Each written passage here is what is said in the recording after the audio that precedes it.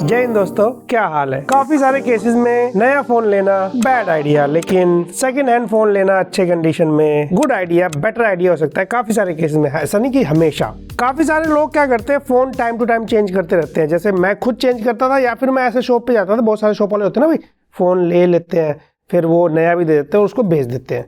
या फिर दोस्त से मिल रहा हूँ, ऑनलाइन मिल रहा हो, काफी सारे तरीके हैं जहाँ पे आप बेटर डील ले पाते हैं। इन शॉर्ट काफी सारे लोग सेकेंड हैंड फोन बेचते हैं, चेंज करते हैं, या फिर मजबूरी में बेचते हैं। कुछ भी हो सकता है। जैसे मैंने अपने टाइम में बाइक लेने के लिए फोन बेच दिया था, स्प्लेंडर मिल रही थी, अपाचे लेने के लिए बेचा था। और मेरे हिसाब से ये डील सबसे ज्यादा काम की कहाँ होती है पता है? सेकेंड हैंड फोन की। जो सबसे महंगे फोन बाय करते हैं या फिर सबसे सस्ते फोन बाय करना चाहते हो। इमेजिन के लिए फोल्ड अगर मैं आज की डेट में बेचता हूँ तो इस फोन की कीमत बहुत सस्ती हो जाएगी। 1.5 लाख का फोन है, बट 1 लाख से ऊपर बेचना बहुत मुश्किल है इसको आज की डेट में। या फिर जब आप बजट फोन लेते हो ना 10,000 12,000, तो हम कहते हैं भाई कैमरा इतना अच्छा नहीं, क्योंकि कैमरे का भाई क्वालिटी शुरू 15,000 से ऊपर होती है। अब ऐसे में 2 महीने पुराना फोन मिल जाए या फिर 6 महीने पुराना फोन मिल जाए, आप बेटर कैमरा 10-12 हज़ार रुपए में एक्सपीरियंस कर पाओगे भाई। क्योंकि इस रेट में 10-12 हज़ार में नए फोन में कैमरे पे नहीं, वो लोग बड़ी डिस्प्ले, बड़ी बैटरी वगैरह दिखा के बेचते हैं। तो चलो 10 टिप्स देता हूँ आपके जो काम आने वाली है। तो शुरू करें, सब्सक्राइब करें। तो काफी सारा काम हो गया, लेकिन 2 मिलियन सब्सक्राइब करवा सकते हो आप। सबसे पहला और सबसे सेफ और सबसे बेस्ट तरीका है, मैंने बहुत सारे सेकेंड हैंड फोन खरीदे थे अपने टाइम में और ये मैं हमेशा फॉलो करता था। कैसा भी फोन लो, सस्ता महंगा डज नॉट मैटर, लेकिन उसको अंडर वारंटी खरीदो। अब अंडर वारंटी मतलब ये नहीं कि भाई 1 ही महीने पुराना हो, वो चाहे 10 महीने पुराना हो, 11 महीने भी चलेगा। क्योंकि इमेजिन करो आपने फोन ले लिया, उसके अंदर जो प्रॉब्लम से 1 महीना बहुत होता है प्रॉब्लम दिखने के लिए। लास्ट डे में जिस दिन सर्विस एक्सपायर हो रही होगी ना, अगर आप अपनी प्रॉब्लम दिखाओगे तो फिर वो रिप्लेस हो जाएगा फोन अंडर वारंटी में, जो भी आता है। सबसे बोनस पॉइंट, आपको पता है कि लिथियम आयन बैटरीज होती है, 3 साल नॉर्मली लाइफ होती है इनकी। तो आप 10-11 महीने पुराना फोन लो, बैटरी से रिलेटेड भी टेंशन नहीं है।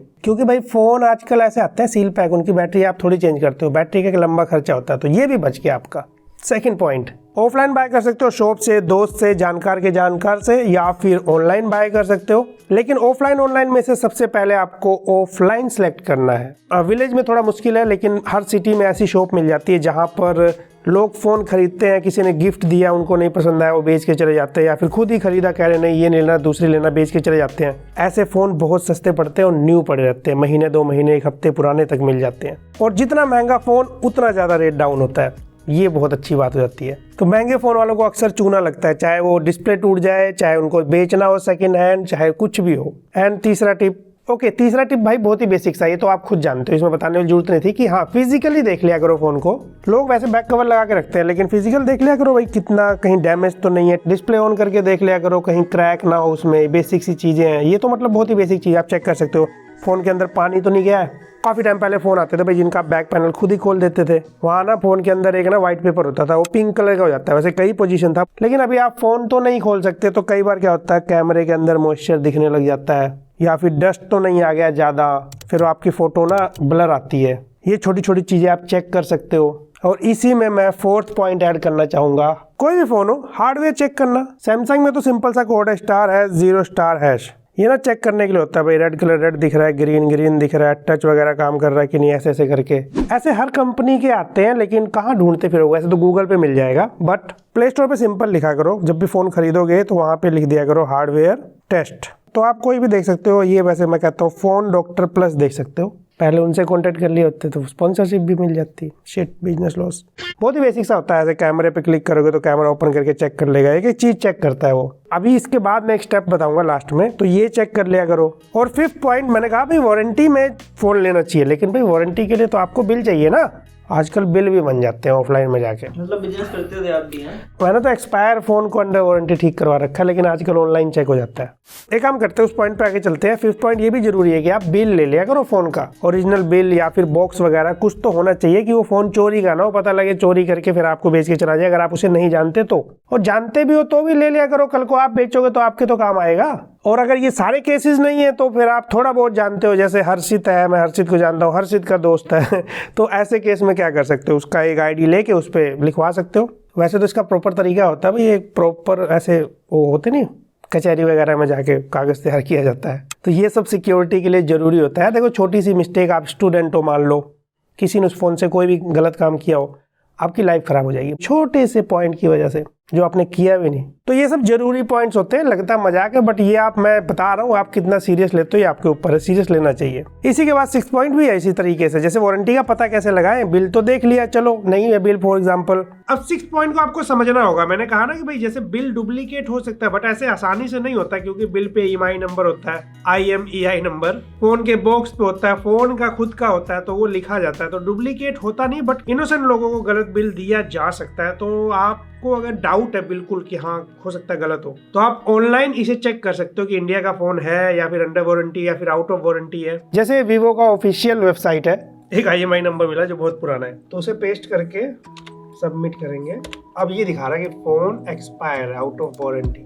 किसी फोन का IMI नंबर निकालना *06# से मिल जाएगा, और कुछ ब्रांड के लिंक दे दूंगा डिस्क्रिप्शन में, वहां जाके आप अपने फोन का चेक कर लेना। और OnePlus की तो एप्लीकेशन आती है, डाउनलोड करके यहाँ पे आप चेक कर सकते हो। अब भाई सैमसंग का मुझे नहीं मिला ऑनलाइन तरीका, दिक्कत ये है, तो इसका एक और तरीका है, गूगल पे आप किसी भी ब्रांड के हेल्पलाइन नंबर ढूंढ सकते हो, उस फोन का EMI नंबर बता दो, वो खुद चेक करके बता देते हैं। ये भी एक तरीका हो सकता है। और कोई तरीका हो कमेंट कर देना आप लोग जानते तो। 7th टिप ये है भाई, चेक कर लिया करो फोन को रूट वगैरह तो नहीं कर रखा, क्योंकि कई बार फोन रूट कर दो तो फिर वारंटी नहीं मिलती बहुत सारे ब्रांड में। अब रूट है कि नहीं प्ले स्टोर पे एप्लीकेशन से पता लग जाएगा, बहुत ही बेसिक सी होती है। आईफोन में मैंने हालांकि कभी जिंदगी में आईफोन को जेल ब्रेक नहीं किया है, लेकिन जितना मैंने थोड़ा बहुत गूगल किया तो पता लगा सीडिया, ये आइकन देख रहे हो, इस तरह की एक एप्लीकेशन यहाँ कहीं फोन में मिलेगी। और साथ में जो आईफोन के ये सफारी वगैरह है ना, अगर वो जेल ब्रेक होगा तो उसे अनइंस्टॉल कर सकते हो। बाकी मुझे आईफोन के जेल ब्रेक वगैरह का कोई एक्सपीरियंस नहीं है। आप ऐसे ना, नबील नवाब का चैनल है, आप जानते होंगे, आईफोन से रिलेटेड सारे टिप्स आपको वहाँ मिल ही जाते हैं, तो आप उनको फॉलो कर सकते हैं अगर आप एप्पल यूजर हो। अगली टिप तो ये है, बहुत ही बेसिक सा, कि भाई फोन इंडिया का होना चाहिए। इंडिया से बाहर का आईफोन को तो वारंटी मिलती है, बाकी ब्रांड को नहीं मिलता। अब आप कहोगे कोई नहीं चला लेंगे, लेकिन सिर्फ वारंटी का नुकसान नहीं है, सबसे बड़ा नुकसान पता क्या है? जैसे पिक्सल 6 प्रो मैंने बाहर से मंगाया था ना, काफी सारे लोग बाहर से फोन मंगाने की सोचते हैं। ये फोन गिर गया था, इसका कैमरा यहाँ से हल्का सा ब्रेक हो गया। अब इसको मैं रिपेयर कहाँ करवाऊँ? कोई फायदा नहीं है, नहीं तो मैं नया लगवा सकता था। इवन सबसे बड़ी दिक्कत ये भी है, जैसे OnePlus 9RT है ना, ये इंडिया में भी लॉन्च हुआ, ये बाहर भी लॉन्च हुआ। आप बाहर वाला खरीद लेते हो ना, और अगर उसमें प्रॉब्लम आती है, आप OnePlus के ऑफिशियल सर्विस सेंटर पे जाओगे, चांसेस हैं वो भी मना कर देंगे रिपेयर करने से। पैसा लेके भी नहीं करेंगे, मैं फ्री वाले की बात नहीं कर रहा हूँ, फ्री में तो होगा ही नहीं, क्योंकि बाहर की वारंटी अप्लाई नहीं होती OnePlus पे, तो जितना स्कीम लगाया आपने उतना नुकसान हो जाएगा। तो ये चीज याद रखना, इंडिया का ही फोन हो तो इन 8 स्टेप्स को जरूरत के हिसाब से आप फॉलो कर लेना, जिस हिसाब से आप फोन ले रहे हो, किससे ले रहे हो, कहाँ ले रहे हो। उसके बाद आता है 9th टिप, OLX कोशिश करना कि इससे तो आप जितना दूर हो सके रहो आप। लेकिन भाई सच ये भी है, मैंने इवन जब मैं अर्ली स्टेज में था यूट्यूब पे, मैं खुद अपने कई सारे फोन OLX पे बेच देता था, तो जिसने वो फोन लिया क्या उसके साथ फ्रॉड हुआ? नहीं हुआ। सो जेन्युइन केसेस भी हैं, जेन्युइन चैनल है, सब्सक्राइब करें। बट यहाँ बहुत ज़्यादा फ्रॉड होते हैं, लेकिन इस केस में आप एक चीज़ याद रख सकते हो, OLX से बिल्कुल सर्च करना चाहिए। मैं भी सर्च करता था। कभी भी कोई भी हो, आर्मी वाला बन जाए, डॉक्टर बन जाए, भाई बन जाए, कुछ भी बन जाए, उसको पैसा 1 रुपया मत देना।